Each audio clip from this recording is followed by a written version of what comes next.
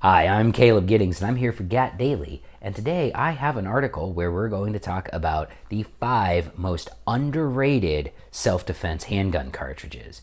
Are you ready for this? Because here we go. So here's the deal.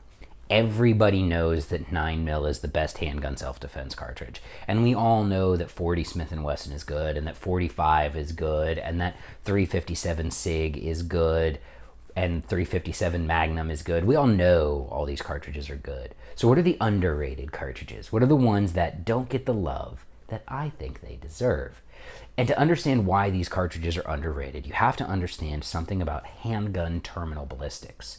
And this is important because lots of people get caught up in a lot of pseudoscience and silly nonsense with handgun terminal ballistics. They think that shooting leftover produce is a meaningful ballistics test. It's not. They think that hydrostatic shock is a wounding mechanism with handguns. It's not. The only thing that is a wounding mechanism with handguns, and this has been verified by the FBI and lots of very smart big brain types, is the permanent crush cavity. So the tissue that the bullet actually touches. And the FBI has said that the most important thing to having a good permanent crush cavity is penetration. A round must penetrate deeply enough to reach important structures, because all of my goodies, like my heart and my lungs and my aorta, are actually closer to my back than they are to the front of me by design. It's kind of the way our bodies are built. So, knowing that, if a cartridge can meet the penetration standards that the FBI has required, it is probably better for self-defense than we think. So what are the 5 most underrated cartridges for self-defense? Number 5 is a cartridge I like quite a bit, the 10mm auto. Why do I like 10mm auto, and why do I think it's underrated? Well, I think it's underrated because after the 40 came out and in the current 9mm revolution, people have basically moved past 10mm. You still see some people carrying it for, woods defense or as a hunting round or something like that, but it still makes an excellent self-defense cartridge. And as a matter of fact, it makes a really great self-defense cartridge out of a revolver. Ruger manufactures a 3-inch GP100 in 10mm, and it's a great gun.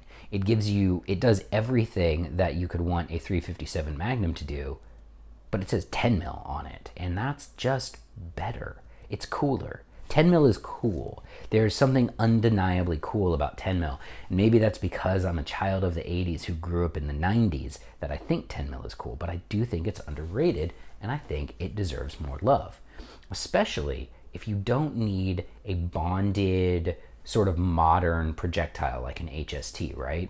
So if you don't need a bonded barrier blind projectile, which is all the hotness like HSTs are, then a good old-fashioned 10mm Hydroshock will meet all of the FBI's penetration standards and give you some expansion, and it'll do it out of a 30-inch wheel gun. And if you don't think that's cool,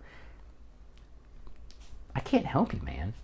Number 5, the 10mm. Number 4 is one of my favorite cartridges of all time, and in fact, the cartridge that my very first handgun was chambered in, the 22 Magnum. I still have my 22 Magnum, and I have another 22 Magnum as well. It's a Smith & Wesson 351 PD J-frame. So why do I like the 22 Magnum? Couple of reasons. One, with the right round, it will meet the FBI's penetration guidelines, which is important. 2, it will meet those guidelines, and it will do so in such a way that even out of my super lightweight space metal J-frame, there's almost no recoil. And 3, it does all of these things while keeping more rounds in the gun. My super lightweight space J-frame 22 Magnum holds 7 rounds. You can get a 22 Magnum LCR that holds 6 rounds, and that's more than the 5 that you get in most 38 special guns. So I like it a lot. There aren't a lot of drawbacks to it. The biggest drawback to it is it's a rimfire cartridge, and rimfire cartridges are less reliable than centerfire cartridges. But if you buy quality ammo like CCI or Hornady, you should be in good shape. And that's what I do. So number 4 is one of my favorites, the lovely, the amazing 22 Magnum. Oh, and as a side note, 22 Magnum out of a rifle is devastating. It's phenomenal what it does to stuff. Number 3.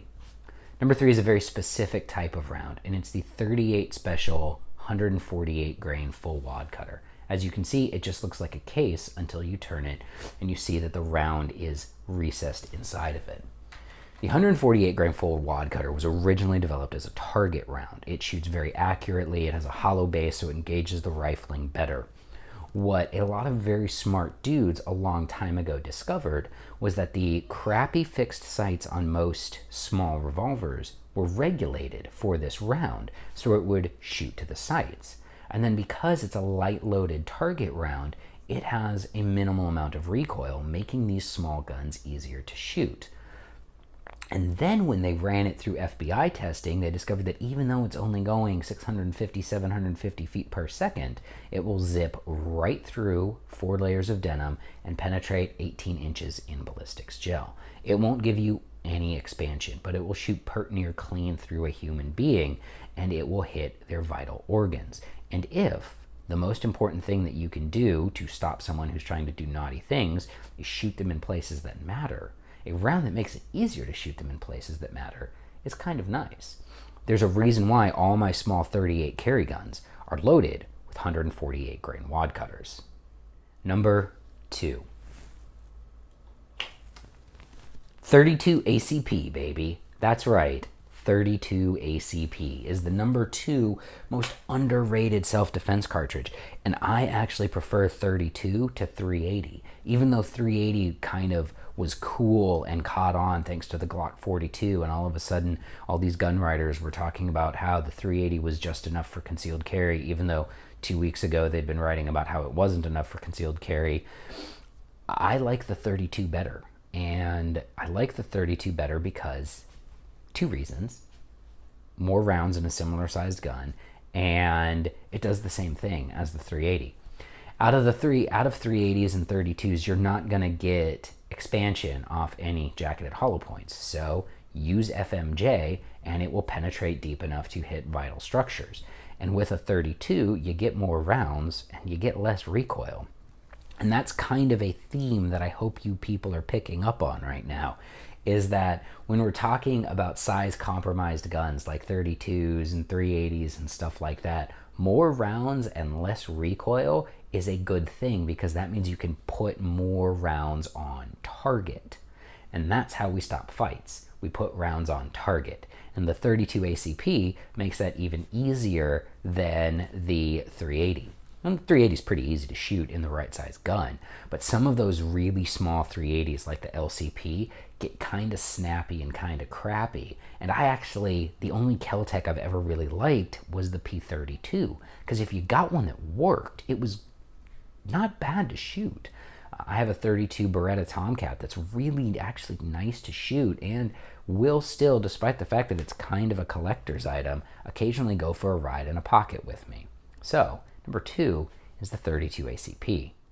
And last but first, or not least, but best, or most underappreciated, I don't know. I'm not sure how I'm going to phrase that. Number 1, and the only one I don't have an example of here to show you, because I was going to buy one and then the pandemic and the crisis and blah, blah, blah, is 32 Magnum. I like 32 Magnum so much, I wrote an article about it for Recoil, which I will link to in the description of this video. But the 32 Magnum is like the perfect small revolver cartridge. It's centerfire, so it's reliable. It will do everything that a 38 Special can do, which is penetrate and not expand, and it does it with minimal recoil and 1 extra round. So instead of 5 shots in your small pocket carried revolver, you get 6 shots. And more is better. And they're easy to shoot, and it's a damn shame that Smith & Wesson discontinued the only 32 Magnum J-frame they offered for a long time, and now they're like $800 on Gunbroker, which is terrible, because the 32 Magnum is such a great round. And you can get a 95 grain hollow point for it, which probably won't expand, but it will shoot pert near clean through a person. And if that's not awesome, I can't help you. There are some great 32 Magnums out there. Unfortunately, they're called 327 Federal Magnums, and they're all made by Ruger, and they're all LCRs, which is cool because the LCR is probably the best production carry revolver on the market right now in terms of general population. Charter Arms dropped an interesting 32 Magnum that I really want to get my hands on, which was kind of the plan, the Charter Arms Professional. It's a 7-shot 32 on sort of an in-betweener frame. And maybe once this pandemic wraps itself up and things get back to normal, we can get one of those for testing. But number one, most underappreciated self-defense round out there, the lovely and wonderful 32 Magnum. Thanks for watching.